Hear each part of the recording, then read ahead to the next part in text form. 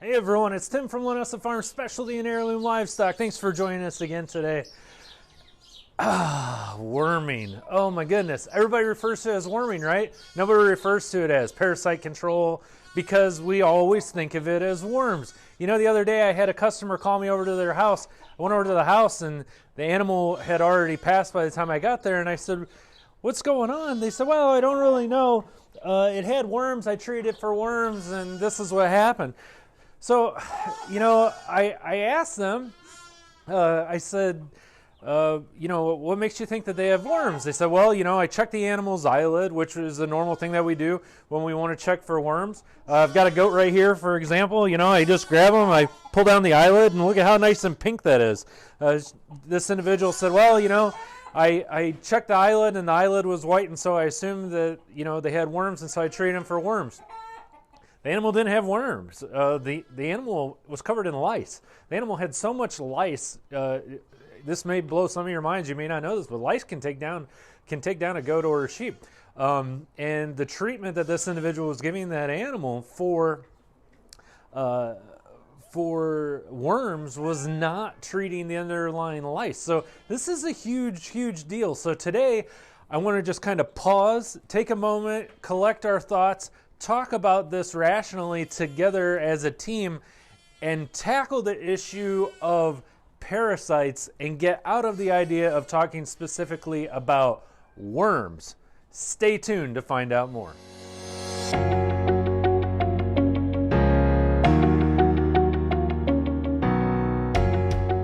All right, so here we are in the shop. I had to get inside. It's Indiana, it's April, and like yesterday it was summer and today it's winter, and I was freezing. So we're here in the shop and we're going to talk about parasites today. And so let's be friends. Let's be honest with each other and talk about parasites. I know a lot of you are like, well, I don't want to use artificial wormers and I don't want to use artificial chemicals. And you keep saying that. You've got this stuck in your head. You're like, wormers, wormers, wormers. Well, that's great that you don't want to use chemicals for wormers. But my question to you is, what are you going to do about everything else? Because even we show you how to make all natural wormers right here using copper sulfate, and that's going to protect you from worms and specific types of worms like barber's pole worm. And it's an all natural way to do it, and you're not going to get resistance. But then what about everything else? So in the grand scheme of things, today we're talking about lice that took down a goat. And I know some of you may be thinking, holy smokes, can lice really take down an animal? Yes. And I'm sure you're going to see some comments below where people are going to say, yeah, I've seen lice take down an animal before. But if you raise goats and you haven't seen lice yet, congratulations. But eventually you're probably going to. So when we talk about sheep and goats, and when we talk about parasites, the list is actually pretty long.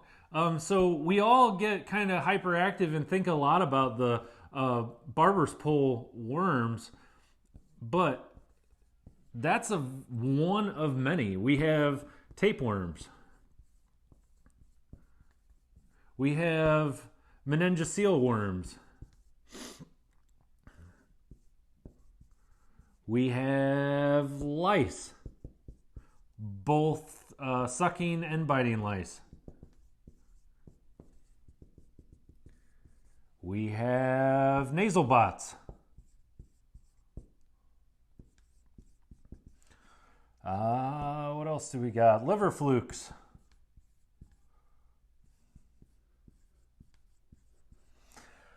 We have mange mites.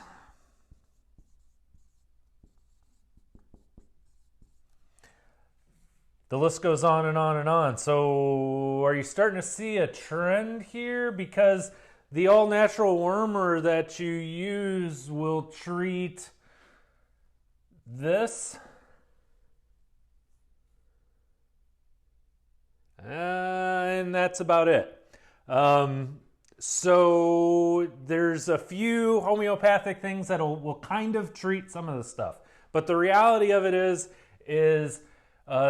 this you can use the copper sulfate, or you can use like oral drench ivermectin.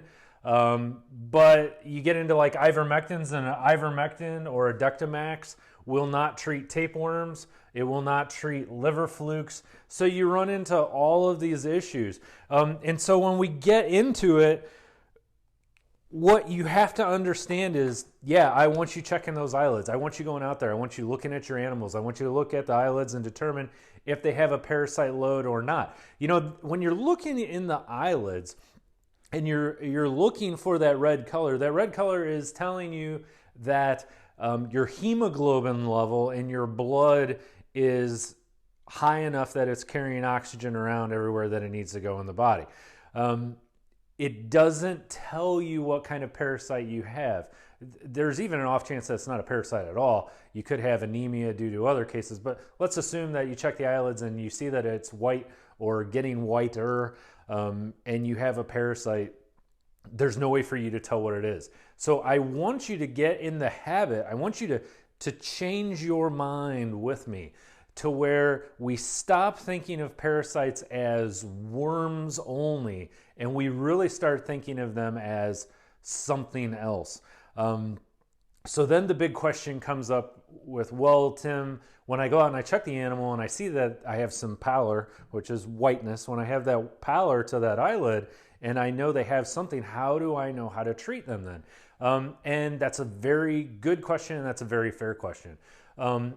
It depends on the time of year. It depends on what's in your area. And those are all things that you're going to have to educate yourself on. In the springtime, we just assume that our goats are going to get lice. Goats are very, very prone to lice. It happens a lot. And when we get a goat with lice, we treat all of our goats because we know that if one of them has it, all the rest are more than likely going to have it. When we treat our goats for lice, we actually use silence. Silence gets its name. Let's see if I can remember what this is without looking at the bottle. Probably not Cyretherin. Let me see if I have that right. Ooh, Cyfluthrin. I was really close. So silence is actually Cyfluthrin. And this is actually a very safe topical application that you can put on your goats. I use a 10 milliliter syringe. I actually draw this up and I put it all the way from the back of their neck all the way down their spine to the dock of their tail, like you would treat a dog for flea and tick medication. Cyretherin or Cyfluthrin, silence doesn't actually work very good at all for ticks. And it's actually deadly to cats. So again, you know, great to use with your goats, great to use with your cattle, very, very safe for humans. You want to wear gloves, you don't want to get any on you, but if you do, it's relatively safe. Again, keep it away from dogs and cats, but we'll do a separate video soon about this, how to treat goats for lice. But the point, I don't want to get too far lost. I don't want our point to get too far lost when I say that, you know, you have to be cognizant of what the animal has, not just the fact that it's anemic or that it has pallor, because what you're going to do is you're going to set yourself up for some big time trouble. So just to run down the list really quick, you know, most of these can be treated with Dectomax. Dectomax is an injectable medication that's doramectin. Dectomax is this, doramectin. And this is in the same family as like ivermectin. The only difference is this is injectable. This works really, really good. And doramectin treats a lot of things. Treats barber's pole worm, treats lice, will treat nasal bots, will treat mange mites. So it treats quite a few. Those that it doesn't treat, those would be our white wormers. White wormer is going to treat very specific things. I like to use valbazen. A word of caution with valbazen: you do not want to use this on a pregnant animal ever. It can cause them to abort. Valbazen works really good for, as a matter of fact, it's one of the only things that works for tapeworms, meningocele worms, and liver flukes. Specifically the tapeworms and the liver flukes. I think it works well for the meningocele worms, but the Dectomax or ivermectin will work for meningocele worms as well. But tapeworms, liver flukes, you got to use a white wormer. When I say white wormer, generally speaking, we're getting down into two different wormers, either Safeguard, the Panicure, or Valbazen, which is the albendazole. So, I don't want to get in the deep weeds too much about like what wormer works for what. But again, I'm just trying to make the point to you that get out of the mindset that a parasite must be a worm. Not necessarily the case. And talk to a veterinarian, learn about your area, learn what parasites tend to infect your area at specific times of the year. Of all the things that we worry about the most, the barber pole worm is most definitely the most prevalent that we have everywhere in the United States, Canada, Asia, Europe, Australia, New Zealand, everywhere. Barber's pole worm is out there. Mange mites, we see this more. This is more of like a wintertime, springtime thing. Same thing with the lice. This is more of a wintertime, springtime thing. And these two can be very effectively handled with the silence. Silence works really good for both of those. Again, white wormers for very specific things, for the tapeworms and the liver flukes. So, a very long-winded video to essentially tell you, again, just go there mentally with me. Do not assume that you're dealing with worms because you're having parasite issues. Chances are you could be dealing with worms, but you could also be dealing with something else. If I had to pick a wormer that I don't know what's going on, but I know they've got a parasite load and I need to get rid of it, I'm going to reach for the Dectomax every time. Unless I can prove that it is a liver fluke or a tapeworm, I just assume stay away from the white wormer. So medication dosages, what's the best way to tackle that? We talked about a lot of medication today. We talked about ivermectin oral drench. We talked about silence. We talked about Valbazen. We talked about Dectomax. If you go to linessafarms.com, go to LINESSAFARMS, linessafarms.com, go to the upper right-hand corner where you see downloads.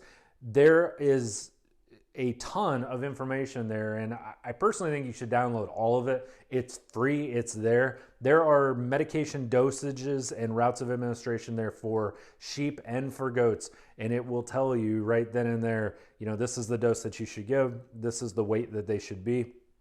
The silence, when I give silence, to be honest with you, as I said, it's a pretty safe drug.